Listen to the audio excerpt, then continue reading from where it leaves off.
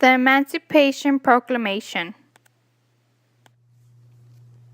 The Emancipation Proclamation has been an important piece in history, so I'll be discussing its purpose and its impacts.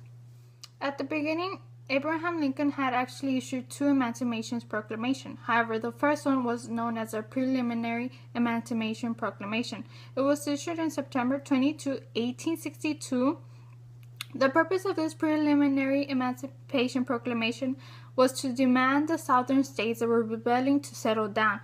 It was actually a type of warning them about the actual Emancipation Proclamation. However, since they didn't stop the rebellion, they didn't stop wanting to secede, Abraham Lincoln issued the Emancipation Proclamation, the actual one, in January the 1st of 1863. The purpose about the Emancipation Proclamation was to free about 3 million slaves, but only in the southern states that had rebelled. The 10 states were South Carolina, Mississippi, Florida, Alabama, Georgia, Louisiana, Texas, Virginia, Arkansas, and North Carolina, which are highlighted in red. The political impact behind the Emancipation Proclamation was that the Copperhead Democrats were actually against it. They also saw it as an unconstitutional abuse of the presidential power.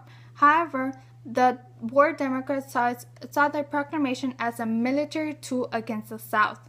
So because of this controversial between these two Democrat parties, they had to separate. Another important event that comes into play for the Emancipation Proclamation was the Battle of Antietam, which was one of the bloodiest battles. But the Union was able to come victorious from this battle. So this made Lincoln and his cabinet feel comfortable, and they issued the proclamation. When the Civil War started, it was mainly about this conflict between the South and the North, how the South wanted to secede for several other different reasons. However, once the Emancipation Proclamation came into action, the whole purpose of this war was changed. Since the Emancipation Proclamation targets slaves, how they should be free, how they shouldn't be slaves no more. So the war changed, and the whole purpose was to free the slaves. And this started by the Southerns, and because of this, the purpose of the war changed. Several other different things also changed. So how did the Emancipation Proclamation make an international impact? Well, as previously said, the war had changed its focus and its goal as well, right? So other nations were willing to support the Union. What I'm trying to say is that, for example, since Britain didn't tolerate slavery, they wouldn't ally with the Confederacy or even support the Confederacy because it supported slavery. The same cause was for Spain, France, and England. They wouldn't help the Confederacy no more. They were willing to help the Union that was fighting for the slaves.